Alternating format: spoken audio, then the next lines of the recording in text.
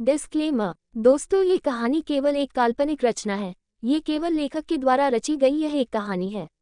इसका वास्तविक जीवन से कोई भी संबंध नहीं है। कृपया आप कहानियों को केवल मनोरंजन की दृष्टि से ही सुने, और साथ ही अगर आप इस चैनल नॉवल स्टोरी 2.6 पर पहली बार आए हैं तो चैनल को सब्सक्राइब और वीडियो को भर भर लाइक करना ना भूलें। धन्यवाद।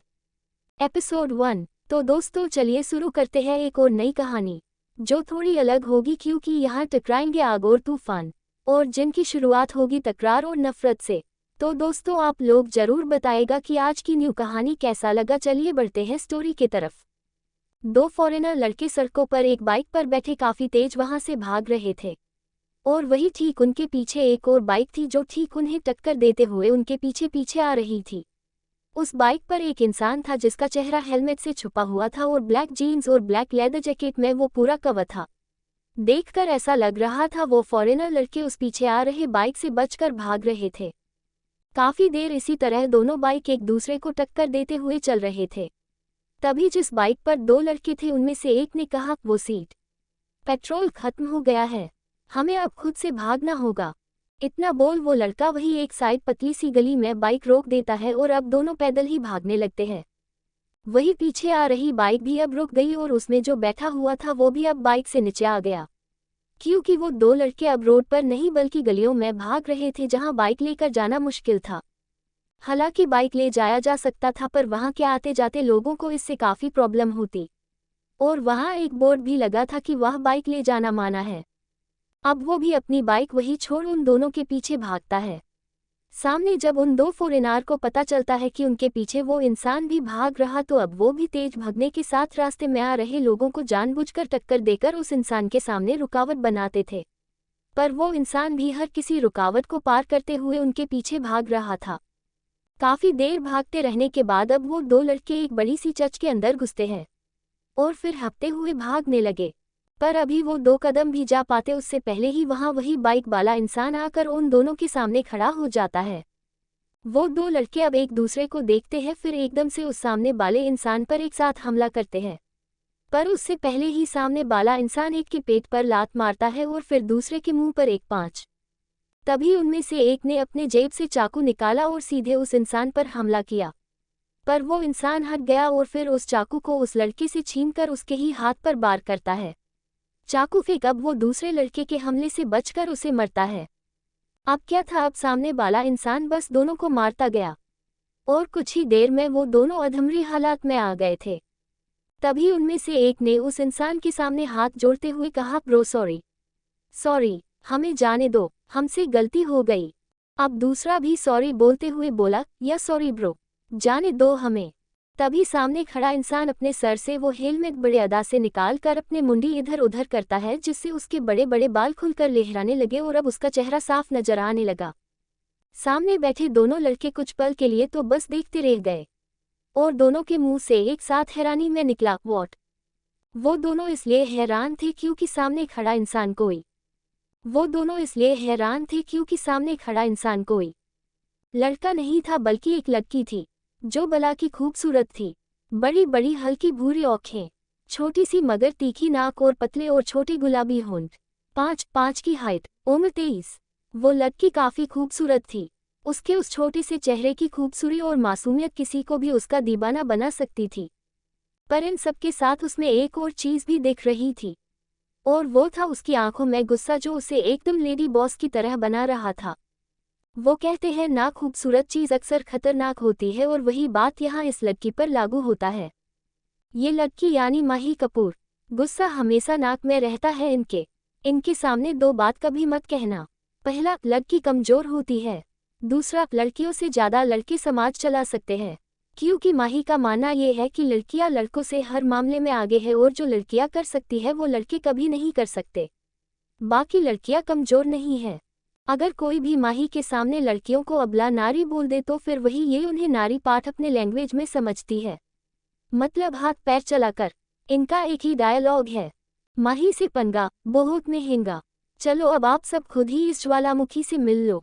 माही उन दो लड़कों को खुद को ऐसे हैरानी में घूर कर देखते हुए अपनी एक आईब्रो उचका कर बोली, व्हाट, मुझे ऐसे घूर क्यों रहे हो, पहले कभी लड़की नहीं देखी क्या?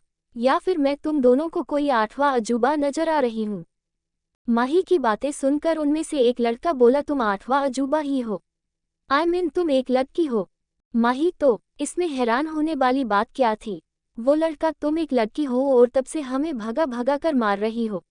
एक लड़की होकर कैसे दो लड़कों को मार सकती हो? लड़कियां कमजोर होती है तो तुम इतनी बहादुर कैसे? लूजी हो गया स्यापा। मार लिया अपने पैरों पर कुल्हाड़ी। अब तो पैर कटेगा। अब तो ये गए काम से। माही गुस्से में उन दोनों को घूरते हुए दोनों को लातों से मर कर बोली, तो फिर अपनी आंखों से देखो, लड़कियां कमजोर होकर भी तुम दोनों का क्या बिगड़ सकती है? ये बोलते हुए माही उन दोनों को मारने लगी। अब दोनों ही करते हुए बोली, oh sister we are really sorry. लड़कियां कमजोर नहीं होती, खासकर तुम जैसी लड़कियां। इतना बोल उनमें से एक ने अपने जेब से एक गोल्ड की चैन निकाल कर माही की तरफ बढ़ा दिया। माही उस चैन को अपने हाथ में लेकर उन दोनों को घूर कर बोली, अगली बार अगर तुम दोनों कभी मुझे चोरी करते दिखे तो फिर मैं तुम्हें दिन में तारे दिखाऊंगी। उनमें से एक ने धीरे से कहा, अरे इस बार तुमने कौन सा हमें दिन में तारे नहीं दिखाए? माही अब रुक जाती है और अब वो उस लड़की को देख कर बोली, नित्या छोड़ मुझे, आज तो मैं ही इनकी नानी याद दिलाकर ही रहूंगी। नित्या ये थी माही की बुआ की बेटी और वो लड़का यानी वरुण, वो भी माही का ही दोस्त था। वो तीनों ही यहाँ अपनी मास्टर की पढ़ाई कर रहे थे। पिछले 3 साल से माही और नित्या यहीं पर थी। इन 3 सालों में वो दोनों एक बार भी इंडिया नहीं गई थी। नित्या माही को पकड़कर अपने सामने कर उसे घूरती है, जिसे देख माही चीढ़कर बोली, अब तू दोबारा से मुझे गुस्सा मत दिला। यू नो वॉट, इसमें मेरी कोई गलती नहीं है। इन लोगों ने अगर तेरा चैन गले से छिना ना होता तो ये सब नहीं होता। नित्या, माही मैंने कहा था ना जाने दे उन्हें। और रही बात उस चैन की, तो अब वो अपनी जान से तो ज्यादा कीमती तो नहीं है ना। 2 लड़कों के पीछे बिना सोचे समझे लड़ने चली आई, वो भी अकेले। अगर तुझे कुछ हो जाता तो? माही यार, अब क्या मरने के डर से इन सब को मनमर्जी करने छोड़ दे। और ये यही बोलते रहे कि औरतें कमजोर होती है और जिंदगी जीने के लिए होती है, ना कि डर डर कर मरने की। अगर मरना है तो जीकर मरेंगे, घुट घुट कर नहीं। नित्या अब गहरी सांस भरती है, क्योंकि वो जानती थी उसकी ये गुस्सैल बहन कम दोस्त ज्यादा किसी बात को नहीं मानेगी, खासकर ये सारी बातें।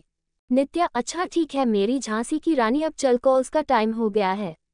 अगर टाइम पर नहीं पहुंचे तो प्रोफेसर वॉट लगाएंगे। वरुण, हाँ यार चलो अब। माही, क्या यार, मुझे नहीं जाना उस बुढ़े की क्लास में। पढ़ाने से ज्यादा तो वो मुझे पकाता है। नित्या, कैसी बातें कर रही है तू? जानती है ना वो कैसे हमें डांट लगाएंगे, चल अब। ये बोल वो माही को किसी तरह वहां से ले जाती है। वरुण भी उन दोनों के पीछे चला जाता है। अब तीनों ही वहां से जल्दी जल्दी में कॉलेज चले जाते हैं जहां उनकी क्लास लगनी थी। हम अब तूफान से आए, माही से तो आप लोग मिल लिए, अब आग से भी मिल लो। वही दूसरी तरफ डेनमार्क में एक बड़े से स्टेडियम में कई सारे लोग खड़े बाली बाली बाली चिल्ला रहे थे। वही सामने बीचों बीच एक फाइट रिंग बना हुआ था, जिसमें एक आदमी बॉक्सर पहने खड़ा था और एक अंपायर भी था।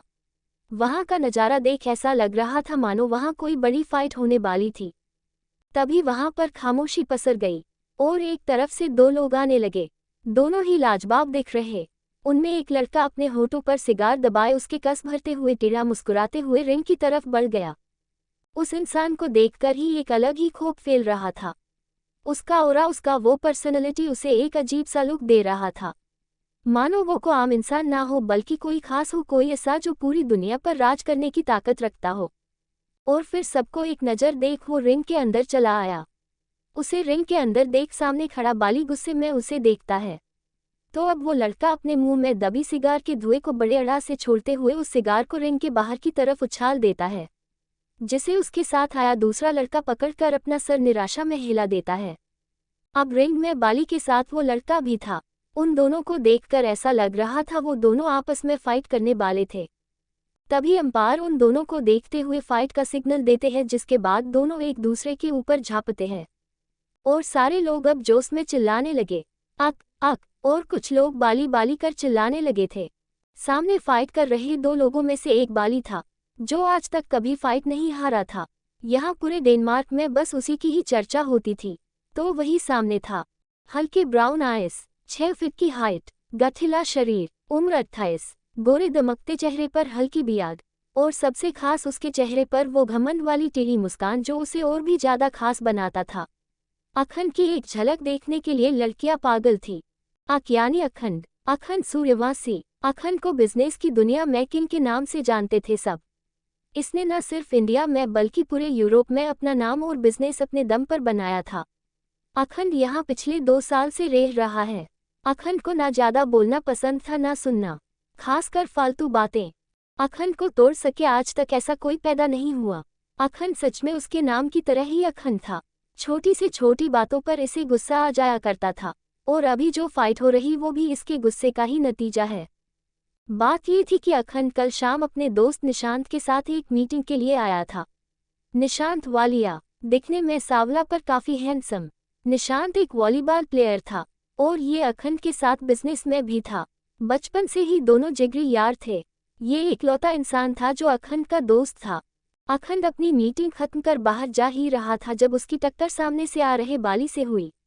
बाली जब अखंड से टकराया तो वो 2 कदम पीछे हो गया था, और इसी बात से उसने अखंड को धक्का देकर कहा, हे यू अंधे हो क्या? जानते हो मैं कौन हूँ? बाली हूँ मैं। अगर मुझे गुस्सा आया तो तुम्हें जान से मार सकता हूँ। इतना बोल बाली ने अखंड को आखिरी बार धक्का दिया। अब अखंड को कोई धक्का दे और अखंड ये बर्दाश्त कर ले, ऐसा हो सकता है क्या? अखंड ने बाली के हाथों को पकड़कर मरोड़ना स्टार्ट कर दिया, जिससे बाली का हाथ टूटते टूटते बचा था, क्योंकि बीच में ही निशांत आकर अखंड को रोक लेता है, वरना आज बाली का हाथ शायद ही बचता। पर अब बाली को भी गुस्सा आ गया था, इसलिए उसने अखंड को खुले में चैलेंज किया कि वो रिंग में आकर उसे हरा कर दिखाए। अब अखंड को कोई चैलेंज करे तो उसकी सामत ही आए, समझ लो। अखंड ने भी मुस्कुराकर चैलेंज एक्सेप्ट किया। वैसे तो अखंड को ऐसे लोगों से और ऐसी चैलेंज से फर्क नहीं पता था, पर बाली ने उसे धक्का मारा था और उसके कॉलर को पकड़ा था, और इसके बदले अखंड को उसके हाथ तोड़ने थे, इसलिए उसने चैलेंज एक्सेप्ट किया था। Back to story. बाली ने एक पंच सीधे अखंड के जबड़े पर दे मारा था, जिससे अखंड 2 कदम पीछे हुआ, और ये देख बाली के चेहरे पर शैतानी मुस्कान तैर गई। बाली कोई मामूली इंसान नहीं था, 100 आदमियों से एक साथ लड़ने की ताकत रखता था। यूं ही वो यूरोप का बेस्ट रेसलर नहीं था। अखंड अपने जबड़े पर हाथ रख उन्हें हिलाकर बाली को देखकर बोला, हम कोशिश अच्छी थी पर जोश नहीं था। डोंट वरी, आज मैं तुम्हें बताऊंगा असली फाइट किसे कहते हैं। जब बाली अखंड के मुंह से ये सुनता है तो उसे काफी गुस्सा आता है। वो अब दोबारा से अखंड के मुंह पर पंच मारने को हुआ, पर तभी अखंड ने उसके हाथ को अपने एक हाथ से कसकर पकड़ लिया। अब बाली अपने दूसरे हाथ से मारने को हुआ, पर अखंड ने उसके दूसरे हाथ को भी थाम लिया, और इसी के साथ अखंड ने अपने सर से बाली के मुंह पर मारा था, जिससे कि बाली एकदम से लड़खड़ा गया और उसके नाक से खून बहने लगा। तभी अखंड बाली को देखते हुए बोला, च च च इतने में ही ये हाल है? मतलब मुझे लगा था कि तू कम से कम 2 मिनट तक तो टिकेगा, पर तू भी वही बाकियों की तरह निकला। और ये सुनकर अब बाली दोबारा से जोश में आ गया और फिर उसने फिर से एक बार अखंड पर हमला किया, पर इस बार अखंड ने न सिर्फ उसके हाथों को पकड़ा बल्कि उसे एक झटके में ही मरोड़ दिया, और इसी के साथ वहां बाली की एक दर्दनाक चीख गूंज उठी।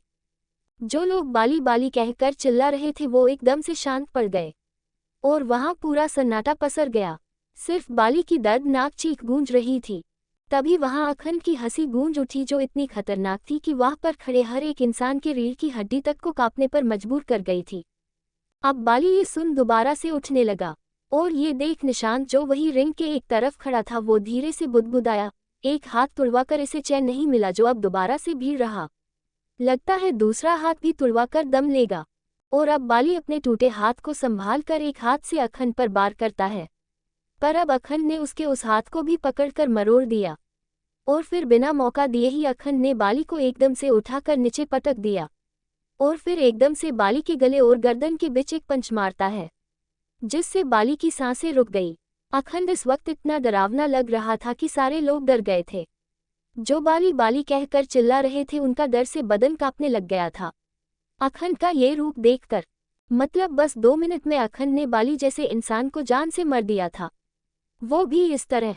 और ऐसी भी क्या बात हुई थी जो अखंड ने ऐसे बाली को मार दिया था।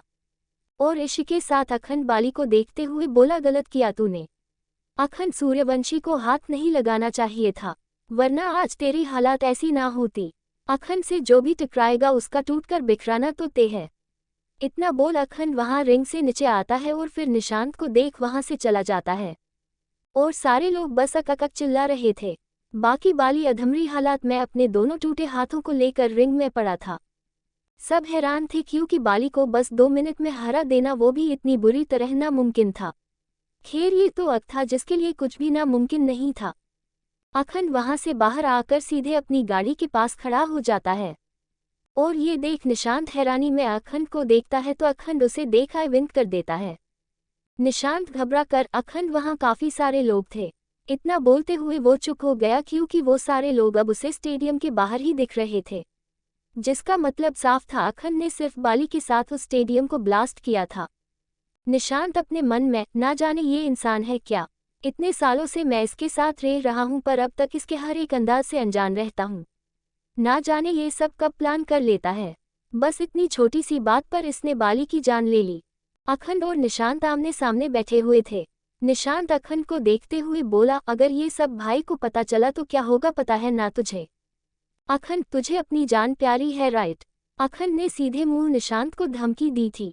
निशांत चीढ़ कर, यार दोस्त हूं मैं तेरा, बचपन से तेरे साथ हूं। नहीं बता रहा भाई को, पर तू जानता है ना अगर उन्हें कहीं से भी ये पता चला कि तू खुद की जान को यूं खतरे में डालता फिर रहा है तो बम की तरह फूटेंगे मेरे ऊपर। तुझे तो कुछ नहीं कहते पर मेरा जीना हराम कर देते हैं। अखंड, अगले वीक हम इंडिया चल रहे हैं, हमेशा के लिए। 1 हफ्ते में यहाँ सब कुछ सेटल हो जाएगा, तो हम अगले वीक निकल रहे। निशांत बस अपना सर हाँ में हिला देता है। माही की एक कमजोरी थी और वो था खाना। माही को खाना खाने में महारत हासिल थी, पर उसे देखकर कोई नहीं कह सकता था कि ये इतनी पतली लड़की इतना कुछ खाती होगी। नित्या और वरुण दोनों मिलकर जितना नहीं खाते थे, माही अकेली उन दोनों का डबल खा जाती थी। अभी भी वही चल रहा था। पेट पूजा होने के बाद ही माही और नित्या अपने हॉस्टल चल दिए तो वही वरुण भी अपने घर चल दिया। माही और नित्या जब हॉस्टल आई तभी माही के मोबाइल पर कॉल आया, जिसे देख माही के चेहरे पर एक मुस्कान खिल गई और फिर वो कॉल रिसीव कर अपने कान से लगा कर बोली थी, कैसे हो आप? कॉल के दूसरे तरफ से कुछ कहा गया जिसे सुनकर माही के हाथ से उसका मोबाइल छूटकर गिर गया। ऐसा क्या सुना माही ने जो उसके हाथ से मोबाइल छूटकर गिर गया? और पिछले 3 साल से माही और नित्या एक बार भी इंडिया क्यों नहीं गई?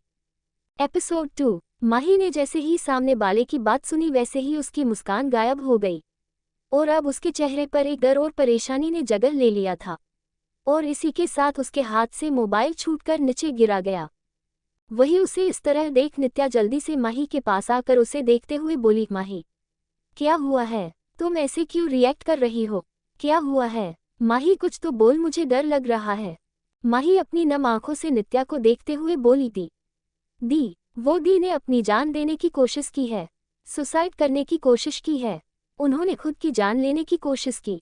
ये बोलते हुए माही की आंखों से आंसू बहने लगे थे। वो ये कुछ शब्द भी कितने मुश्किल से बोल पाई थी और वही नित्या हैरानी में माही को देख रही थी और इसी के साथ उसके आंखों से भी आंसू बह गए। उसे तो पल भर के लिए माही की बातों पर यकीन ही नहीं हुआ। नित्या रोने लगी तो माही उसे गले से लगा लेटी है, क्योंकि उसे पता था वो जितनी मजबूत थी उसकी दोनों बहनें उतनी ही कमजोर थी। नित्या रोते हुए, माही दी कैसी है? उन्हें कुछ हुआ तो नहीं है ना? वो ठीक तो है ना? माही अपने आंखों से आंसू पोंछते हुए बोली, ना नहीं, मरिया आंटी ने उन्हें सही वक्त पर देख लिया था और अभी दी ठीक है, उन्हें कुछ नहीं हुआ है, बस हल्का चोट आया है। नित्या, माही चलो हम दोनों आज ही इंडिया चलेंगे। ये बोलकर नित्या माही के हाथ को पकड़कर सामने की तरफ जाने लगी, पर माही वहां से हिली तक नहीं, जिसे समझकर नित्या मुड़कर माही को देखते हुए बोली, माही क्या हुआ, चलना। माही, नहीं नित्या, हम दोनों इंडिया नहीं जाएंगे। नित्या गुस्से में, क्यों नहीं जाएंगे हम इंडिया?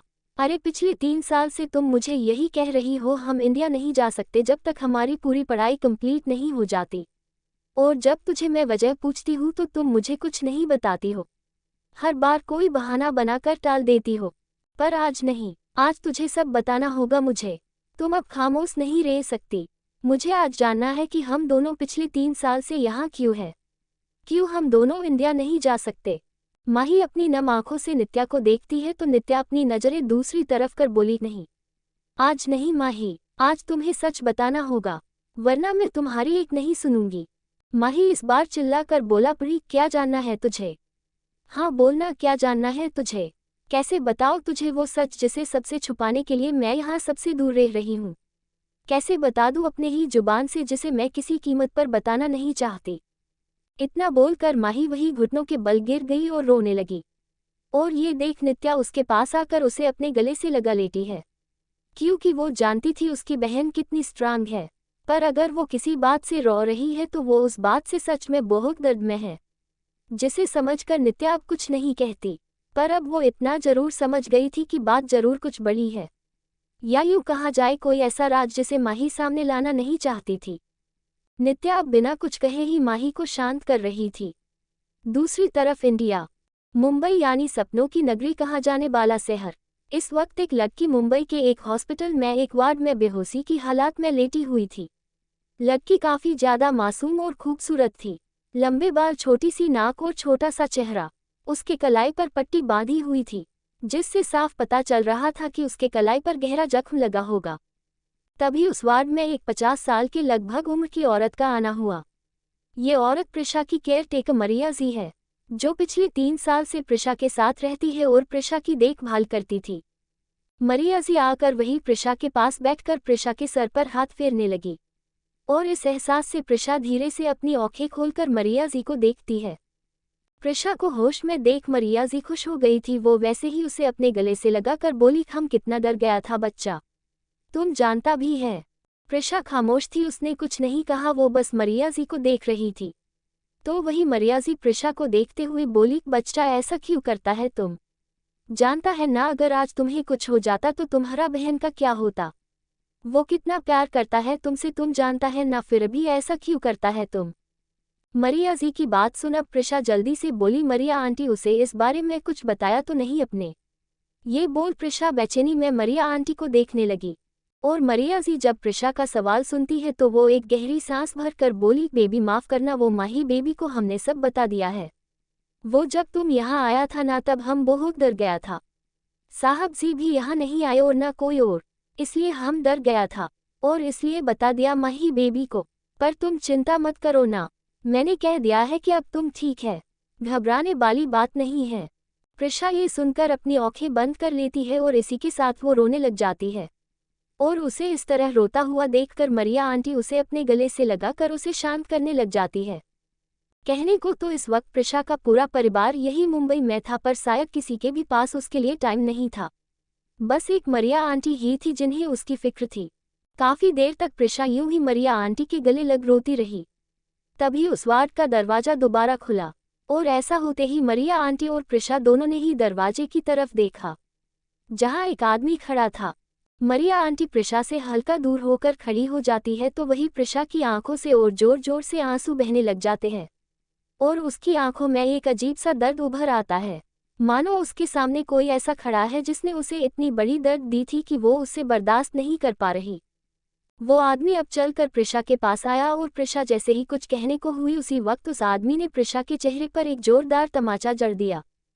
पूरे वार्ड में चटाक की आवाज गूंज गई थी, और वही प्रिशा का चेहरा एक तरफ हो गया था। पास में खड़ी मरिया आंटी अपने मुंह पर हाथ रख लेती है। उनकी आंखें भर आई थी, पर वो हमेशा की तरह चुप रहती है, क्योंकि यही उनकी मजबूरी थी। अगर वो कुछ कहती या करती तो उन्हें यहाँ से निकाल दिया जाता और प्रिशा को अकेला कर दिया जाता। वो आदमी प्रिशा को देखते हुए अपने दांत भींचकर बोला, तुम्हें शर्म नहीं आती ऐसी हरकतें करते हुए? हाँ, और क्या बचा है जो तुम हम सबको दिखाना चाहती हो? अगर मरने का इतना ही शौक है तो सीधे मर क्यों नहीं जाती? यहाँ हॉस्पिटल क्यों आ जाती हो मुझे बदनामी देने? कितनी बार कहा है, जितनी बेशर्मी करनी थी कर चुकी हो तुम, अब कोई ऐसा काम मत करना जिससे हमारी खानदान का नाम खराब हो। पर नहीं, तुम्हें इन सब से क्या ही फर्क पता है, तुम्हें सिर्फ अपनी करनी है। भूल गई 3 साल से क्या क्या तमाशा करते आ रही हो? प्रिशा खामोश सब कुछ सुनते हुए बस अपनी आंखों से आंसू बहा रही थी। ये सब उसके लिए कुछ नया नहीं है, बल्कि इससे भी ज्यादा वो रोज बर्दाश्त करती थी। अब तक तो उसे इन सब की आदत हो गई थी। पिछले 3 सालों से वो सब कुछ किसी अच्छे बच्चे की तरह सर झुकाकर बर्दाश्त करती आ रही थी, और आज भी वही कर रही। और ये आदमी कोई और नहीं बल्कि रंजीत कपूर था, यानी माही और प्रिशा का बाप। रंजीत राजनीति से बिलोंग करता था। साफ शब्द में कहे तो ये कई बार सीएम के पोस्ट पर खड़ा हुआ था, पर हर बार इसे मुंह की मिली थी। इसकी जिंदगी का बस एक ही मकसद था, इसके सामने वाली पार्टी को ये बस किसी तरह हराना चाहता था।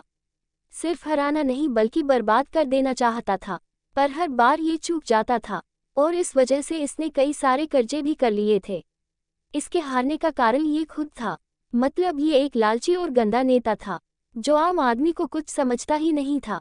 इसका घमंड इसे हर बार मुंह के बल गिरता था। लोग इसे अच्छी तरह जानते थे। हाँ, ये बाप है प्रिशा का, पर बस नाम का, क्योंकि इसे प्रिशा से कोई प्यार नहीं था और ना प्रिशा के जीने मरने से फर्क पता था। रंजीत प्रिशा को अपनी उंगली दिखाते हुए आखिरी बार समझ रहा हूँ तुम्हें। चुपचाप से मैंने जो कहा है वो करो, वरना तुम जानती हो मैं क्या करूँगा, समझी? इतना बोलकर रंजीत वहां से चला गया और उसके जाते ही प्रिशा रोने लग जाती है। मरिया आंटी भी जल्दी से आकर प्रिशा को गले लगा लेती है, क्योंकि वो जानती थी प्रिशा को अपने पापा के बातों से कितना दर्द होता है। मरिया आंटी कुछ कहती उससे पहले ही प्रिशा दोबारा बोली, प्लीज आंटी। मरिया आंटी अब बिना कुछ कहे बस वहां से बाहर चली गई और उनके जाती ही प्रिशा अपनी आंखें बंद कर कल रात के बारे में सोचने लगी। फ्लैशबैक। प्रिशा इस वक्त अपने कमरे में बैठे एक बुक पढ़ रही थी। वो अक्सर यूं अपने कमरे में बैठे किताबें ही पढ़ा करती थी। कहा जाए तो हमेशा अपने कमरे में ही बंद रहती थी। उसका खाना भी मरिया आंटी उसे कमरे में ला कर दे जाती थी। कभी कभार वो अपने घर के पीछे जाकर एक तालाब के पास बैठ जाया करती थी। इसके अलावा ना वो कहीं जाती ना किसी से बात करती थी, बस माही और नित्या से कॉल पर बात कर लिया करती थी। अभी प्रिशा बुक पढ़ ही रही थी जब उसके कमरे का दरवाजा खुला। प्रिशा को लगा हमेशा की तरह मरिया आंटी ही आई होंगी, क्योंकि उसके कमरे में वही आती थी। बाकी घर वालों के लिए तो शायद ही वो मर चुकी थी। पर सामने से कोई जवाब नहीं आया, जिसे समझकर प्रिशा अपनी नज़र उठाकर सामने देखती है जहां इस वक्त उसके डैड खड़े थे, यानी रंजीत खड़ा था। अब प्रिशा की नज़रें नीचे हो जाती है। प्रिशा अपनी नज़रें झुकाए खामोश बैठ गई। तभी रंजीत प्रिशा के पास आकर उसे देखते हुए बोले, आज तक तुमने ऐसा कुछ नहीं किया जिससे मैं तुम्हें अपनी बेटी कहने पर गर्व महसूस कर सकूं, पर अब तुम चाहो तो ये काम कर मुझे खुश कर सकती हो। प्रिशा अपनी नज़रें उठाकर रंजीत को देखती है, क्योंकि आज इतने दिनों बाद उसके डैड उससे बात कर रहे हैं और सबसे बड़ी बात, वो अगर उनकी बात मानती है तो उसके डैड उससे खुश हो जाएंगे। प्रिशा हमेशा से यही चाहती आई है कि उसके डैड उसे प्यार करे, पर ऐसा कभी ना हुआ, पर शायद आज हो सकता है। यही सोच प्रिशा अपनी आंखों में एक चमक लिए अपने डैड को देखती है। रंजीत एक तस्वीर प्रिशा के सामने करते हुए बोले, ये मिस्टर कांबले का बेटा सुरेश कांबले है। अगली बार जब वो यहाँ पार्टी में आया था तुम्हें उसने देखा था और तुम उसे काफी पसंद हो, इसलिए वो तुमसे शादी करना चाहता है। प्रिशा ये सुन हैरान थी। वो अपनी हैरानी भरी नज़रों से अपने डैड को देखती है और फिर वो धीरे से बोली, डैड मैं शादी नहीं करना चाहती। रंजीत ये सुन गुस्से में प्रिशा को घूरते हुए बोले, जबान दे चुका हूँ मैं उन्हें, और हाँ शाम को ही आ रहे हैं तुमसे मिलने, चुपचाप तैयार हो जाना। प्रिशा, डैड प्लीज, आप जानते हो ना मैं ऐसे किसी से शादी नहीं कर सकती, और उन्हें शायद मेरी सच्चाई नहीं पता। जब उन्हें मेरी सच्चाई पता चलेगी तो शायद वो ये रिश्ता तोड़ दे। रंजीत, ऐसा कुछ नहीं होगा, उन्हें तुम्हारे बारे में पता है। प्रिशा हैरानी में रंजीत को देखती है तो अब प्रिशा वापस माना करते हुए बोली, डैड मैं शादी करना नहीं चाहती, प्लीज डैड, आप जानते हो ना मैं नहीं कर पाऊंगी। रंजीत प्रिशा को घूरते हुए, देखो वैसे ही तुमने मेरी काफी बेइज्जती कर रखी है और अब मैं बर्दाश्त नहीं करूंगा। ये शादी जरूरी है, इस शादी से मेरे कर्ज किए पैसे माफ हो जाएंगे और तुम्हारी जिंदगी में भी खुशियां आ जाएगी। क्रिया प्रिशा को घूरते हुए उसके करीब आए और फिर बोली, अरे सुकमना भाई साहब ने तेरी शादी करने की सोची, वरना जो तूने अपने मुंह पर कलिका पोती है ना, उससे तो कोई तुझे देखे तक ना। वैसे भी लड़का कितना अमीर है, क्या हुआ अगर वो तुझसे उम्र में कुछ ज्यादा ही बड़ा है और उसके पहले भी एक शादी हो रखी है, तुझे कोई कमी होने नहीं देगा। और ये सुन प्रिशा हैरानी में रंजीत को देखती है जो अब उसे नहीं देख रहा था। मतलब उसके डैड ने उसका सौदा किया था, अपने कर्ज को माफ करने के लिए उन्होंने एक पहले से शादीशुदा उससे दुगनी उम्र के आदमी से उसकी शादी तय की थी। और ये सोचकर प्रिशा की आंखों से आंसू पानी की तरह बहने लगा। तभी क्रिया उसे इस तरह देखकर बोली, अब तू ज्यादा नाटक मत कर, वैसे भी मुझे पता है इतने अमीर लड़के से शादी का सुनकर तेरे मन में लड्डू फूट रहे होंगे। अब ज्यादा नखरे मत दिखा, शाम के लिए तैयार हो जा, समझी? इतना बोल क्रिया वहां से चली गई और अब प्रिशा अपने डैड को देखती है जिसे देख रंजीत सी वहां से जाते हुए बोले, तुम्हारी भलाई इसी में है कि तुम इस शादी के लिए हाँ कह दो और चुपचाप शादी कर लो, वरना मुझे नहीं पता मैं तुम्हारे साथ क्या कर जाऊंगा। रंजीत वहां से चला गया था और प्रिशा बस रोती रही। उसे पता था उसके डैड उससे बहुत नफरत करते हैं, पर इतना नफरत करते हैं कि उसकी शादी इस तरह करने का सोचेंगे उसने कभी सोचा नहीं था। प्रिशा शादी नहीं करना चाहती थी, उसके साथ जो हुआ है वो अभी तक उससे उभरी नहीं है, और शादी कैसे कर सकती थी वो। पर अगर उसने शादी नहीं करी तो उसके डैड उसके साथ पता नहीं क्या करेंगे। यही सोच प्रिशा वॉशरूम की तरफ बढ़ गई और वहां से एक ब्लेड उठाकर अपनी कलाई काट ली। पर वक्त रहते ही मरिया आंटी ने सब देख लिया था और फिर प्रिशा को हॉस्पिटल लेकर आ गए थे। Flashback and. प्रिशा अभी वैसे ही बैठे अपनी आंखों से आंसू बहा रही थी। ना जाने ऐसी कौन सी गलती हुई थी उससे जो उसे इस कदर दर्द मिल रहा था। प्रिशा अभी सोच ही रही थी जब वहां मरिया आंटी का आना हुआ और फिर उन्होंने प्रिशा को संभाल कर हॉस्पिटल के बाहर ले आई और फिर वो कपूर हाउस के लिए निकाल गए। न्यूयॉर्क। माही इस वक्त विंडो के पास खड़ी बाहर हो रही जोरों की बारिश को देख रही थी। हाँ, उसे बारिश पसंद था, पर मुंबई की बारिश जिसे वो अपनी दी के साथ खूब एंजॉय किया करती थी। कितना खुश रहती थी वो मुंबई में अपनी दी के साथ। अपनी माँ को उसने नहीं देखा था, पर उसकी दी में वो अपनी माँ को देखती थी। माही के लिए पूरी दुनिया में दो लोग बहुत मायने रखते थे, एक उसकी दी और दूसरे उसके डैड। पर 3 साल पहले जो हुआ उससे उसकी पूरी जिंदगी बदल गई। उसे उसकी दी से इस तरह अलग कर दिया गया और पिछले 3 साल से वो मुंबई वापस नहीं गई थी। माही की आंखों में नमी थी। वो उन बारिश के गिरते बूंदों को देखते हुए बोली, नहीं पता डैड, आप दी पर क्यों भरोसा नहीं करते? क्यों आपके लिए बस मैं ही सबसे प्यारी हूँ? क्यों आपको दी नहीं दिखती? पर इतना जरूर जानती हूँ, आप कभी दी के साथ गलत नहीं करेंगे। आप दी को भले ही सपोर्ट ना करो, पर कभी दी को किसी बात के लिए फोर्स भी नहीं करोगे। मुझे आप पर पूरा भरोसा है डैड, आप अपना वादा कभी नहीं तोड़ोगे। आपके कहने पर मैं यहाँ पिछले 3 साल से हूँ, एक बार भी मैंने मुंबई जाने का नहीं कहा। मैंने अपना वादा निभाया है डैड, बस और कुछ दिन उसके बाद मैं मुंबई वापस आ रही हूँ। ये बोलकर माही हल्का मुस्कुरा दी, क्योंकि बस और कुछ दिनों में उसके मास्टर कंप्लीट हो जाएंगे और अपने डैड से किए वादे के मुताबिक वो अपने मास्टर के बाद मुंबई वापस जा सकती है। आखिर 3 साल पहले ऐसा क्या किया था प्रिशा ने जो उसे इतनी बड़ी सजा मिल रही है? रंजीत क्यों प्रिशा से ऐसे बर्ताव करता है और माही किस बात को छुपा रही है? तो दोस्तों, आखिर कहानी में आगे क्या होगा, यह जानने के लिए इस स्टोरी को सुनते रहिए सिर्फ और सिर्फ novel_story_2.6 चैनल पर। और अगर कहानी आप सभी को पसंद आए तो वीडियो को लाइक, कमेंट और शेयर जरूर करें। धन्यवाद।